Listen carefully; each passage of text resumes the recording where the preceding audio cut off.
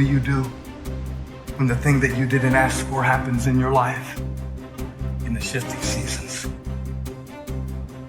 I don't care how good you are, I don't care how talented you are. There are some times when things aren't going to go right, and you have to deal with it. You can find yourself stressed out.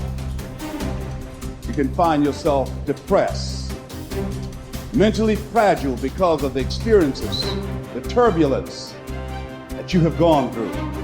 You can experience enough pain in life that it can clobber you to the ground, and you believe you can't do it. You believe that this is it for you. No, it's not. What if you told people the story of, hey, I had a fucked up life, but I don't want to tell you that. I'm going to tell you what I'm going to do next, and I'm going to go out and do it. That is what self-development is about. That is what peak performance is about. That is what breaking through self-limiting beliefs is about, is rewriting the story. Because as long as you have breath in your lungs, as long as your heart is beating, as long as you have consciousness in your mind, you can go and rewrite the story of how your life ends. Setbacks will happen. When they do, it's okay to cry, but eventually you have to get over it and move on.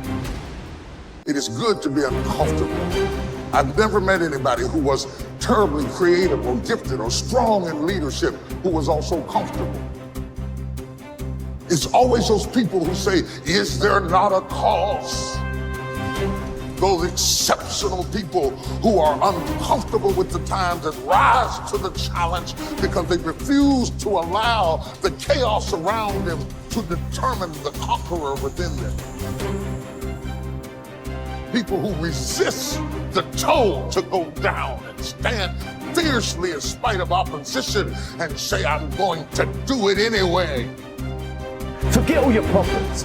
Everyone has the same problems. It's our solutions to those problems that make us different. Do you have the courage to get what you want? It takes courage to achieve your goals, man. It's easy to give up. It's easy to look at these people and make excuses as to why they can do what you can't. You have everything you need to achieve anything. Our great problem is not that we feel that we are powerless, but that deep down inside we feel that we are powerful beyond measure. It's an incredible thought. It's almost a scary thought, isn't it? But it's also true, because the powers that you have are extraordinary. Have faith like a child. Adults are too skeptical. You may not be able to do all you find out. You may not be able to do all you find out, but you should find out all you can do. See, you don't want to wind up at the end of your life and discover that you've lived only 1/10 of it, and the other 9/10 went down the drain. Be curious. Get excited like a child over your ability to make yourself do anything for change. The law of use. And it goes something like this. Whatever you don't use, you lose. Lack of use causes loss. You lose automatically when you quit. The same thing goes for all the human virtues. Ambition, unused, declines. Strong feelings, unused, diminish. It doesn't grow. Faith, unused, decreases. It's a law. Today unused is lost.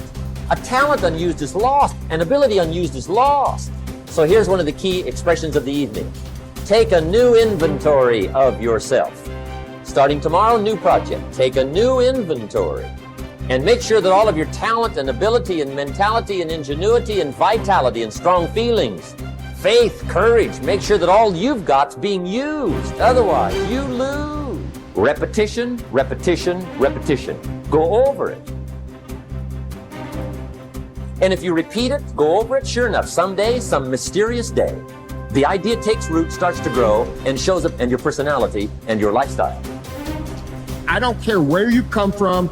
I don't care where you were raised. I don't care what color you are. I don't care what gender you are. I don't care about any of that If you invest in yourself consistently, if you do the work consistently, 1 + 1 is always going to equal 2. 10 years of motherfucking work is going to pay off. Dig deep. Take accountability for your goals, dreams, and aspirations. Ain't nobody gonna give you nothing. Ain't nobody gonna give you nothing you ain't working for. And the reason why some of you can't get to that next level, we don't have enough stuff in you to push you to get through some of the hell you gotta go through. That house ain't gonna get you through that hell. That car ain't gonna get you through that hell. You only go to another level when you're on this level and you eating out of trash cans and you say, enough is enough. I'll do whatever it takes. Do you, be you, for you. Right.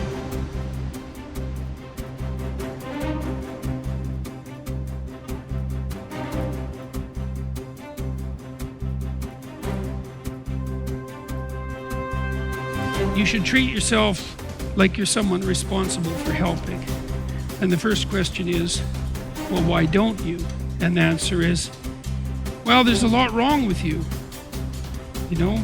And it's hard to exercise enough love and care in a deep and non-naive way to care properly for something like that. It's an encouragement to assume, to act out the proposition that even if life is as difficult as it seems to be, and if you're as vulnerable and weak in a fundamental sense as you definitely are, and characterized by this terrible propensity for the infliction of voluntary suffering on yourself and others, and that destructive tendency, that there's still something within you that's so remarkable and so aligned with order and being in the proper manner that you can climb above that, let's say like Abel, and that you can make the proper sacrifices, and that you can set yourself right, and you can set your family right,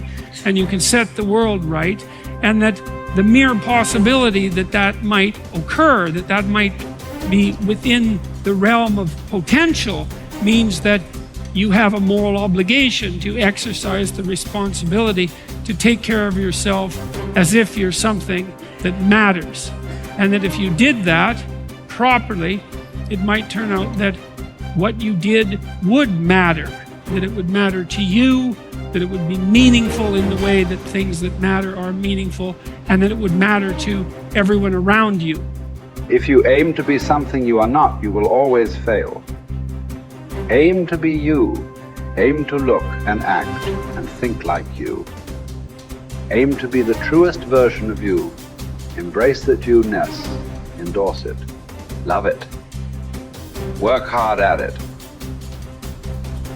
And don't give a second thought when people mock it or ridicule it. Most gossip is envy in disguise. I believe that what we become depends on what our fathers teach us at odd moments, when they aren't trying to teach us. We are formed by little scraps of wisdom. Maturity is the ability to live fully and equally in multiple contexts. Most especially, the ability, despite our grief and losses, to courageously inhabit the past, the present, and the future all at once. The wisdom that comes from maturity is recognized through a disciplined refusal to choose between or isolate three powerful dynamics that form human identity. What has happened, what is happening now, and what is about to occur. Immaturity is shown by making false choices. Living only in the past, or only in the present, or only in the future, or even living only 2 out of the 3. Maturity is not a static arrived platform where life is viewed from a calm, untouched oasis of wisdom, but a living elemental frontier between what has happened, what is happening now, and the consequences of that past and present. First imagined and then lived into the waiting future. Maturity calls us to risk ourselves as much as immaturity, but for a bigger picture, a larger horizon, for a powerfully generous outward incarnation of our inward qualities, and not for gains that make us smaller, even in the winning. People say that what we're all seeking is a meaningful life. I don't think that's what we're really seeking. I think that what we're seeking is an experience of being alive, so that our life experiences on the purely physical plane will have resonances with our own innermost being and reality, so that we actually feel the rapture of being alive. Believe me, there is no such thing as great suffering, great regret, great memory. Everything is forgotten, even a great love. That's what's sad about life, and also what's wonderful about it. There is only a way of looking at things, a way that comes to you every once in a while. That's why it's good to have had love in your life after all, to have had an unhappy passion. It gives you an alibi for the vague despairs we all suffer from.